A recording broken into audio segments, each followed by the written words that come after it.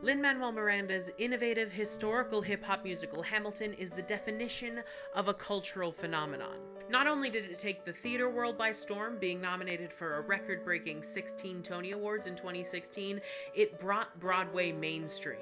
Its rap score and diverse cast invited new audiences to Broadway, and was the first musical to truly go viral in the age of social media, to be later followed by shows like Dear Evan Hansen, Be More Chill, and Beetlejuice.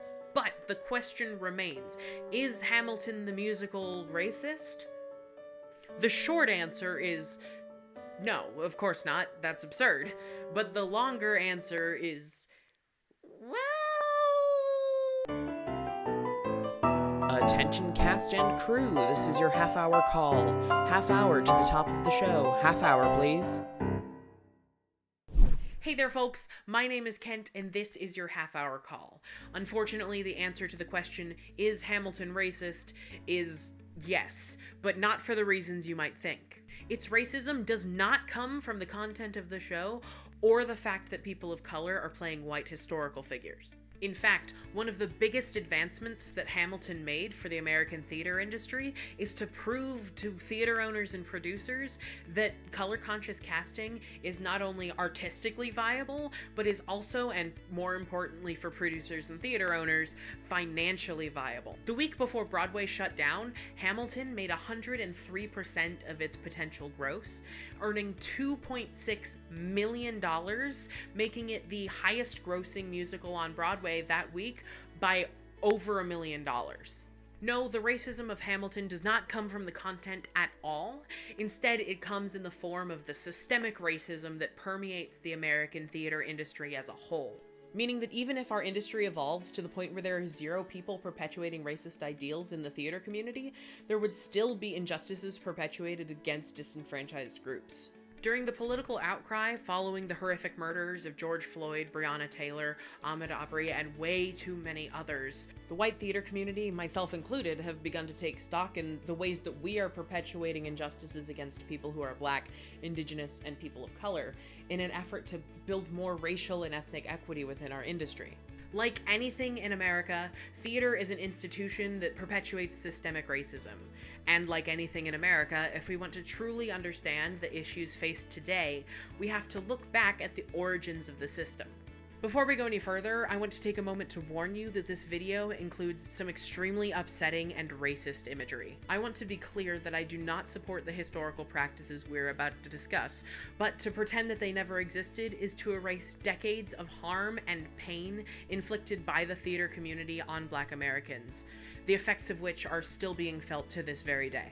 If you do not wish to see these images, please feel free to take this moment to skip ahead to the time shown on your screen, at which point we will discuss the ways that systemic racism manifests itself in the modern American theater industry. This is also a good time to mention that I am not an expert or a historian. I am just an ally who loves his industry enough to recognize the change that needs to happen. That said, I may get some details wrong, or in the interest of time, oversimplify or skip over some historical moments. This is not intended to be a complete history or a scholarly source, but rather a conversation starter and hopefully a catalyst for meaningful change. The Broadway musical is a uniquely American genre, but like America itself, its origins stem from something truly horrific. In this case, Broadway musicals evolved from the first uniquely American genre of performance, a 19th century entertainment called the minstrel show. Though it evolved significantly between its inception and the height of its popularity, all minstrel performances presented hurtful stereotypes of Black people in America during the decades leading up to and following the Civil War, originally being portrayed by white actors in blackface makeup comprising of burnt cork, grease paint, or even shoe polish. The first appearance of this genre is generally credited to Thomas Dartmouth Rice in 1828, who is most famous for his gross characterization of a freed slave. The character's name was Jim Crow, and was the namesake of the infamous Jim Crow laws. The minstrel show was most popular between the 1850s and the 1870s, and contrary to what you might expect, was most popular in the North, where the patrons rarely had contact with any actual Black people. One of the most successful minstrel troupes, Christy Minstrels, played on Broadway for 10 years, which for those of you keeping score at home technically puts it between Miss Saigon and the Book of Mormon, and would be the 14th longest running show in Broadway history if the Broadway League had existed in the mid-1800s. I could make a whole other video about why it's ironic that Christie's Minstrels would fall between those two shows in particular, but I'll let you decipher that one for yourself. Eventually, the form had a set of stock characters similar to that of Commedia dell'arte, if Commedia dell'arte had popularized hateful stereotypes about an entire race. Nope, that part was exclusively American. TM. Some of the character types that were most common were the freedmen, an often bumbling, rowdy, uneducated, and generally uncivilized, shameful bastardization of previously enslaved black people, designed to promote the narrative that they were unfit to be considered equal to the prim and proper whites that made up the audiences. There were often slave characters, almost exclusively painting a much rosier picture of slavery than the grim reality of the mistreatment and violence they faced on a daily basis. And there was the Mammy, which was at the center of the recent call to rebrand Aunt Jemima's syrup. All were responsible for spreading hateful, anti-abolitionist rhetoric. A standard minstrel show had a 3-act structure. Act 1 involved 3 performers in a semicircle. To one side, Mr. Tambo, who played the tambourine. On the other, Mr. Bones, who played a percussion instrument. And an MC character in the middle called the interlocutor. The 3 would tell jokes, sing songs, and essentially perform a variety show. One such song was written by Stephen Foster in 1851 called Old Folks at Home.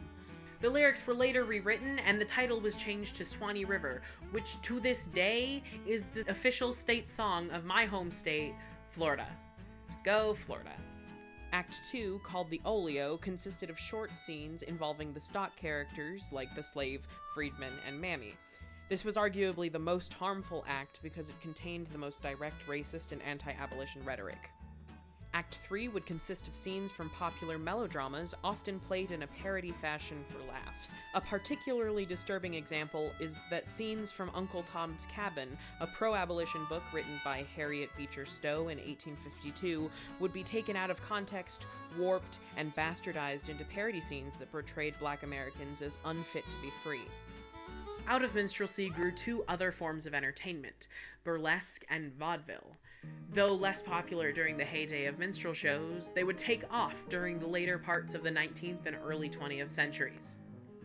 Vaudeville grew out of the popularity of the Act 1 variety show portion of a minstrel show.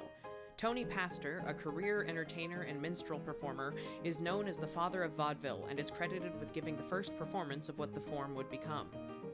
Originally, vaudeville was intended for male audiences only, and as such was often crude, vulgar, and obscene. In 1881, Pastor opened the 14th Street Theater, dedicated to the straight, clean variety show. Making vaudeville family-friendly proved to be a huge financial success, and other theaters soon followed suit. Many famous performers got their start in vaudeville, including Harry Houdini, the most famous magician of all time. Once the form was established, some black performers were able to leave the minstrel troupes and make a living on the vaudeville stage, but were relegated to the small-time vaudeville circuits where pay and working conditions were poor and performance opportunities were scarce. And often, the content of their acts was just as rooted in white supremacy as the minstrel shows they had left behind. This led to the creation of black vaudeville circuits as spearheaded by career entertainer Pat Chappell. At the turn of the 20th century, black performers working white vaudeville circuits would have to sleep on the bus while on tour, as they were not allowed accommodations in hotels like their white counterparts. On Chappelle's tour, the company had their own train of dining and sleeper cars that were described as a palace on wheels. Interestingly, while vaudeville began as rowdy and vulgar entertainment and eventually became family-friendly, burlesque shows have the opposite history. Original burlesque shows were full of satire, comedy, and spectacle. This form, too, was inspired by minstrel shows. The first burlesque troupe, the Rents Santley Novelty and Burlesque Company, was founded by M.B. Leavitt in 1870. Leavitt was also a founder of a female minstrel troupe, Madame Rents's Female Minstrels. Leavitt brought the 3-act structure of minstrelsy to burlesque, including an opening act consisting of various songs and dances from the women and comedy from the men, an olio with individual specialty acts, and closing with a grand finale. Okay, but what does all of this have to do with Hamilton? Well, hang on, we're getting there. We get there when we get there! In the 1860s, Charles M. Barras wrote a play called The Black Croak, which despite the name did not have to do with race. It was set in 1600s Germany and involved an evil sorcerer practicing black magic, hence the title. And if that sounds really boring to you, that's because it was. The script needed a lot of work, to say the least. Anyways, at the same time, burlesque producers Henry C. Jarrett and Henry Palmer had traveled to France and wanted to bring a piece of the Parisian ballet that they had seen back to the States. They hired the dancers from the show and brought them to America with the intent to open a burlesque spectacular at the New York Academy of Music. Shortly before they were scheduled to open, the Academy of Music burned to the ground, which happened a lot throughout history. So, Henry's Jarrett and Palmer wanted to move the production to the Niblo's Theater on Broadway, but Charles Barris was already slated to run the Black Crook. Ultimately, Barris, Jarrett, and Palmer decided to team up and combine Charles's melodrama with Jarrett and Palmer's spectacular ballet company. The producers largely reworked the script, score, and design elements, and when the Black Crook finally opened in 1866, the show was 5 hours long.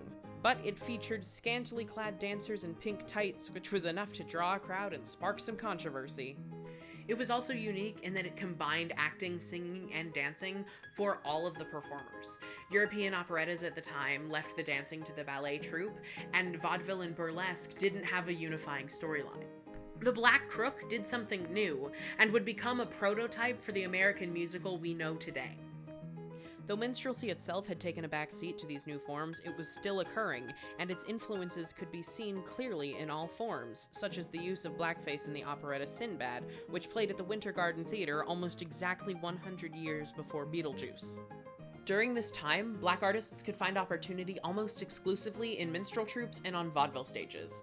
And they were practically required to satiate the expectations of their white audiences by performing the exact same harmful stock characters that the white minstrel troupes had originated. Moving through the turn of the century, there were essentially 3 kinds of popular musical theater in America: operettas imported from Europe, musical comedies that followed the Black Crook, and revue shows. Vaudeville and burlesque had paved the way for the revue show, and in 1907, Florenz Ziegfeld, a burlesque producer, created a phenomenon revue series called the Ziegfeld Follies, which would run for 21 unique seasons of revues over the course of a half-century.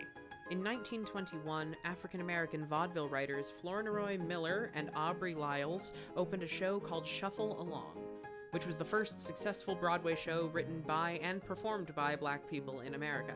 It was a blend of revue shows, vaudeville variety, and musical comedy, all strung together with a plot about a mayoral election. Much of the comedy relied on stereotypes from minstrel stock characters, but the primary romantic subplot was a sophisticated and sincere love story rather than the frivolous and comedic tropes common at the time. The show played for a then enormous 504 performances and made approximately $9 million, despite running at the same time as another season of the wildly popular Ziegfeld Follies. This production paved the way for 9 other musicals by black creative teams in the next 3 years. It's important to note that during this time, Jim Crow laws, named after the original minstrel character, were in full swing, but at Shuffle Along, black patrons were allowed in the orchestra instead of being relegated to the balcony. This pattern of revues and musical comedies continued until 1927, when Jerome Kern and Oscar Hammerstein opened the groundbreaking new musical Showboat. Showboat broke the mold of the lightweight musical comedy by providing real, three-dimensional characters in a dramatic plot and songs that were interwoven into the story. A story that faced real issues like interracial marriages, unhappy marriages, and the hardships faced by the black men who worked the docks. The song Old Man River is from Showboat and is to this day one of the most beautiful and heartbreaking ballads of Broadway history. But despite its advancements, the black characters in Showboat all relied on tropes from minstrel stock characters and largely exist only to provide entertainment rather to advance any true plot. The success of Showboat ushered in a new era of musical theater. The Broadway League was founded in 1930, and as we entered the 30s, some of the most revered composer-lyricist teams of all time began to surface, including brothers George and Ira Gershwin, Irving Berlin, Cole Porter, and Rodgers and Hart. The 20s and 30s featured the peak of the Harlem Renaissance, a period characterized by an explosion of entertainment and art from black artists, but these works were largely excluded from Broadway and other mainstream commercial ventures. In 1933, a lighthearted revue show by Irving Berlin, As Thousands Cheer, shocked audiences with the inclusion of the song Supper Time, written for the brilliant actress Ethel Waters. Supper Time portrays a black housewife at home, having just received the news that her husband was lynched by a frenzied mob. 2 years later, in 1935, George and Ira Gershwin, along with DuBose Hayward, wrote the most popular opera written by American composers, Porgy and Bess. While many at the time found the white creative team's portrayal of the life of a disabled black street beggar offensive and racist, when it was produced in 1935, Ira Gershwin mandated that it only be performed by black actors. By contrast, it took almost 2 decades for Mark Shaman and Scott Whitman to say the same about the black roles in Hairspray, which took place during the civil rights movement in the 60s. So that's a thing to think about. In 1943, composer Richard Rodgers teamed up with lyricist Oscar Hammerstein, and the pair would write one of the most beloved musicals of all time, Oklahoma! Marking the start of what is known as the golden age of musical theater. The Tony Awards would begin later this decade, with the first award ceremony taking place in the year 1947. The 1950s started out with a timeless classic, Frank Lesser's Guys and Dolls, followed by Rodgers and Hammerstein's The King and I, which viewed through today's lens is problematic at best. In 1957, Stephen Sondheim entered the scene as lyricist Leonard Bernstein's West Side Story, which dealt with race relations between Latinx and white communities in New York in the 1950s, and revolutionized the use of dance in storytelling, courtesy of choreographer Jerome Robbins. Despite the show's subject matter, the original production was written by and performed by white actors, including some white actors in brownface. The 1960s brought us out of the golden age and into a new era of musical theater, featuring shows like Bye Bye Birdie, The Fantastics, and A Funny Thing Happened on the Way to the Forum, Sondheim's first stab at the music and lyrics to a show. The 1964 adaptation of Clifford Odets' play Golden Boy made waves during its out-of-town tryouts and Broadway run. Though the down-on-his-luck boxer Joe was originally written in 1937 to be Italian-American, producer Hillard Elkis cast Sammy Davis Jr., and the play was reworked to feature the hardships facing the African-American community in Harlem during the Civil Rights Movement. Much like The Prom in 2016, it was a single kiss that sparked controversy. In this case, it was between Joe, who was black, and his manager's mistress, Lorna, played by Paula Wayne, who was white. This show is also the first and possibly only time Broadway audiences heard Malcolm X mentioned, and Martin Luther King applauded the show, particularly the song No More. The 70s was truly a decade of Stephen Sondheim, Stephen Schwartz, and Andrew Lloyd Webber, but it did feature a few musicals that were centered around the celebration of black artists. Ain't Misbehavin', a revue featuring the music of Fats Waller, and The Wiz, the well-known retelling of The Wizard of Oz, premiered during this decade. The Wiz was also the Broadway debut of Andre DeShields, who would go on to win a Tony Award in 2019 for his performance as Hermes in Hadestown. There was also a critically acclaimed musical adaptation of Lorraine Hansberry's A Raisin in the Sun, entitled simply Raisin, winning the Tony Award for Best Musical in 1974. I consider the 80s to have brought us into the modern era of musical theater, primarily because it's the first decade with an original production that is currently running on Broadway. The 80s brought us shows like Little Shop of Horrors, Cats, Les Miserables, Into the Woods, and the ever-running Phantom of the Opera. In 1994, we entered the age of the Disney musical, with Beauty and the Beast being the first of many family-friendly shows to come. In 1996, the premiere of Rent introduced Broadway to the rock musical, and 1 year later, the cultural behemoth that is The Lion King entered the scene. When viewed independently, this show seems like a beacon of representation on Broadway, but when viewed as a part of the Disney canon, the illusion of progress shatters, and Disney's pattern of portraying black characters as animals begins to materialize. The following year, Ragtime brought the issues of American society at the turn of the century to the forefront in this show, interweaving the stories of 3 racial groups: white Anglo-Saxon Protestants, or WASPs, African Americans, and Jewish immigrants. 2001 brought us The Producers, the Mel Brooks musical that holds the record for the most Tony Award wins, and held the record for Tony nominations until being outnumbered by Hamilton in 2016. 2002 brought us back to the civil rights movement of the 60s with Hairspray, and in 2003, Avenue Q began its historic 15-year New York City run. Then, in 2008, a musical opened with a composer/lyricist/star and featured a significant amount of rap in the score. The show was Lin-Manuel Miranda's In the Heights. Winner of 5 Tony Awards, In the Heights tells the story of a struggling Latinx community in Washington Heights. The 2010s brought us shows like Memphis, The Book of Mormon, Kinky Boots, Once, Motown the Musical, and of course, Hamilton. So let's talk about Hamilton. While it's heralded by many as the epitome of racial equity on Broadway, it is still problematic and far from perfect. Its use of colorblind casting resulted in the perpetuation of stereotypes rooted in colorism, which is discrimination against those with a darker skin tone. Lin cast himself as the lead, and actors with darker skin tones were cast as oversexed heroines and villains, and likely were in significantly lower pay scales. In fact, Leslie Odom Jr. nearly had to sue Lin-Manuel Miranda in order for the cast to receive residuals for their inherent contributions to the development of the work, a privilege that was freely given to those who contributed to the stories featured in the mostly white A Chorus Line. It also further contributes to the whitewashing of history by romanticizing oppressors, erasing actual heroes of color from the time period, and largely ignores the fact that every single character participated in the slave trade. And Lin-Manuel Miranda himself has responded to the criticism, saying that all the criticisms are valid. The sheer tonnage of complexities and failings of these people I couldn't get, or wrestled with but cut. I took 6 years and fit as much as I could in a 2.5-hour musical. I did my best, and it's all fair game. The legacy of American musical theater is fraught with systemic oppression and was born of the most offensive and harmful type of performance in the history of performance. And while things have certainly got more politically correct, I'm not confident that they've actually improved that much. People who are Black, Indigenous, or people of color still are systemically disadvantaged and discouraged from participating in American theater. In fact, if we ignore special Tony Awards and the Tony Award for Regional Theater, of the approximately 1,000 Tony Awards that have been given out, only 92 were given to Black and African American artists over the 72 years that the ceremony has been taking place, which is less than 10%. I would be remiss if I didn't mention that a record-breaking 6 of these wins are on behalf of the incomparable Audra McDonald. In fact, the 8 annual performance awards out of 26 total award categories make up about 2/3 of wins by Black and African American artists, leaving awards for behind-the-scenes work abysmally lacking in representation.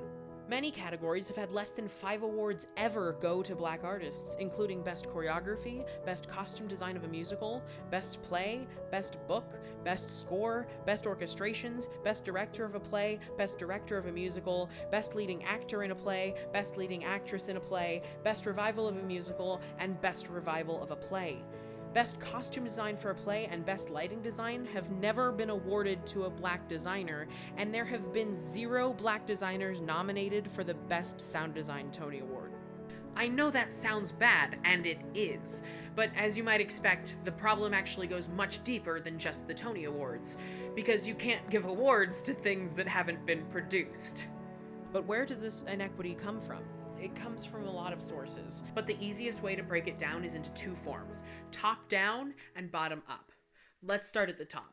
Ultimately, the owners of Broadway theaters get to decide what shows are performed on Broadway.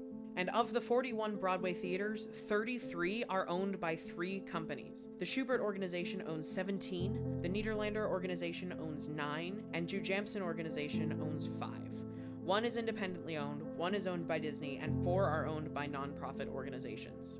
For the record, the executives and board members of the Schubert, Nederlander, and Jujamcyn organization look like this. This group controls 80% of Broadway theaters. So that's a problem. And unfortunately, this problem is not exclusive to Broadway or commercial ventures. This picture can be repeated on much smaller scales, all the way down to artistic directors at small regional theaters. Casting directors are also almost exclusively white, and frankly, it shows in their work. The movement to cast more people of color in theater in roles that are not racially specific did not begin until 1986, and it was originally called non-traditional casting. That means that theaters and Actors Equity Association admit that traditional casting was white as default. But if you think about it, it's kind of true of our industry. Theaters owned and operated by Black people are called Black theaters. Shows written by and for Asian Americans are considered Asian shows. But theaters and shows run by white people are just called theater or shows. The white is assumed. The next evolution of this movement was called colorblind casting, which means that unless race is specific to the story, you should cast the best actor for the role. But this well-intentioned plan ultimately led to casting directors allowing their unintentional biases to shine through, resulting in a continuation of the very same racial stereotypes formed during the age of minstrelsy, among them servant characters, sassy and brassy black women, villains, and the magical Negro. And it is precisely this unconscious and implicit bias that leads to the colorism that can be seen in shows like Hamilton. As such, Pulitzer Prize-winning playwright August Wilson condemned colorblind casting in 1996, saying colorblind casting is an aberrant idea that has never had any validity other than as a tool of cultural imperialists who view American culture, rooted in the icons of European culture, as beyond reproach in its perfection. The current push is for something called color-conscious casting, meaning an intentional effort for casting directors to generate diverse and equitable opportunity for people of all races and ethnicities, while keeping in mind the impact that the actor's race could have on the show through either the perpetuation or refuting of existing stereotypes. The Harvard Journal of Independent Law states that race is still a determining factor in American society. It is counterintuitive to argue that problems relating to race can be fixed by ignoring race altogether. But it goes far beyond just casting and control of theater spaces. Creative teams that are behind the scenes and less easily identifiable are far behind actors in terms of representation. In 2017, according to a study done by the Asian American Performers Action Coalition, 95% of Broadway playwrights and directors were white, and 83% of all directors and playwrights for all NYC theater were white. For stage managers, it's almost the exact same picture. According to the 2020 Stage Manager Survey results, 86% of stage managers in the United States are white. Even if actors of color are in the room, they're often alone in that room, and far too often the victims of constant onslaughts of microaggressions and outright aggressions from the primarily white directors, designers, producers, and I'm sad to say, stage managers. So clearly we need more people of color on creative teams and in administrative roles, but that won't help the hundreds and possibly thousands of Black, Indigenous, and people of color who were never given the opportunity to pursue theater as a legitimate career. Even if we fix these issues in the professional theater industry and every person who goes into an audition truly gets their fair shot, there will still be an overwhelmingly large majority of white people in line at that audition.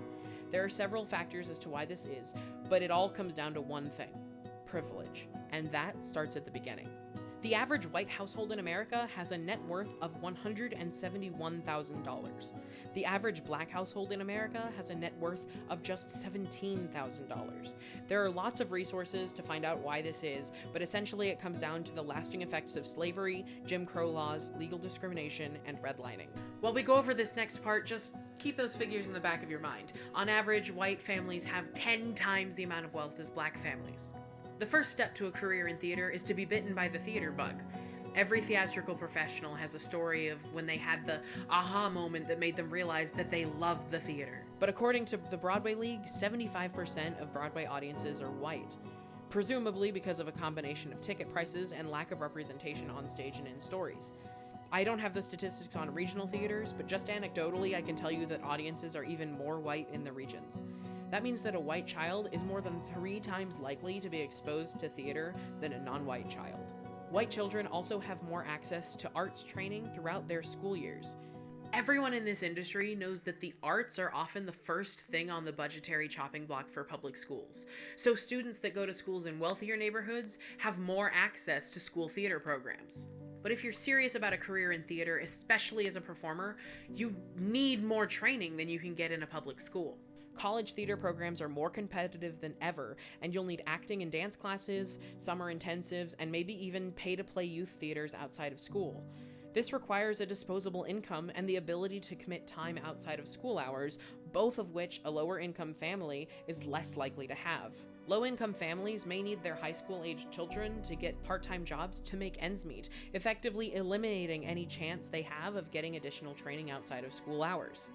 And while it's by no means a hard and fast rule, most people in the theater industry have either a BFA or a BA in theater. Not only are colleges expensive to apply to, but top BFA programs also charge a premium audition fee on top of application fees. And if you get a callback, you have to shell out for last-minute airfare and a hotel room to audition in person at the school. For the average 6 different schools that it takes to be accepted into a program, this can easily cost thousands of dollars. Then, if you get into the program, you have to pay for school. Privileged families can often pay for a significant portion of living expenses and tuitions, but those who cannot have to either work through college or rack up debt. But often, BFA programs have schedules that are so rigorous that it would be impossible to keep a part-time job. And after you've graduated and you're handed that shiny, new, ridiculously expensive piece of paper, that still doesn't mean you can just waltz into a Broadway audition and book the gig. Non-equity performers have to wait hours and hours at auditions, and even then are not guaranteed to be seen. So you have to be able to afford living in a major audition city while dedicating upwards of 6 hours a day to attending auditions, which is extremely expensive. The other option is to take an internship that allows you to join the equity membership candidacy program. Unfortunately, many of these internships pay very little or nothing at all in exchange for work weeks that are often upwards of 50 hours long, and some don't provide you with housing. And some particularly heinous internships require you to pay them for the opportunity to provide them with free labor. And then you have to pay the $1,700 initiation fees to join Actors Equity Association, and then you can finally have priority access to auditions and maybe book a job that pays a living wage. Theater is an expensive career field to enter, and white families have 10 times more resources than black families to support their children's dreams, making it exponentially harder for black artists to join the ranks of this industry in the first place. And all of that inequity comes from centuries of abuse and oppression. And the theater community that I and so many others have dedicated their lives to being a part of is so intertwined with that history of abuse that the name for the laws that decimated African American families for over a century was derived from the name of a character in a play. So yes, Hamilton is steeped with implicit bias that we're all indoctrinated with because of the systemic racism that permeates the American theater industry. But it is a step in the right direction.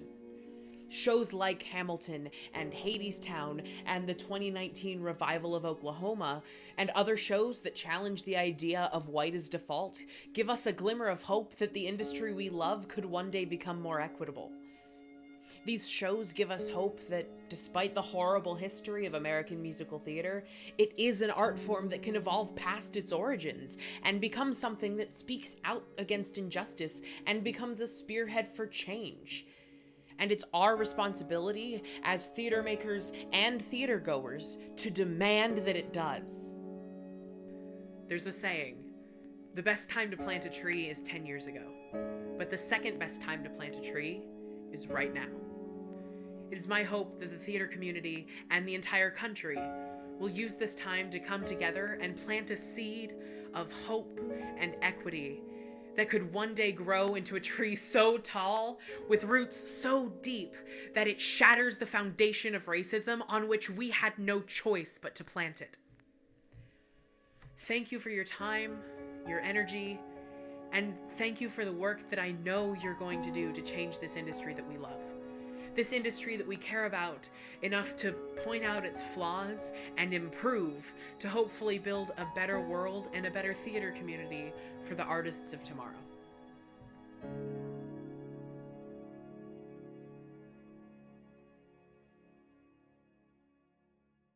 Today's episode of Half Hour Call is dedicated to the hundreds or possibly thousands of artists who are Black, Indigenous, or people of color who, due to circumstances surrounding the color of their skin, were never able to share their gifts with the world.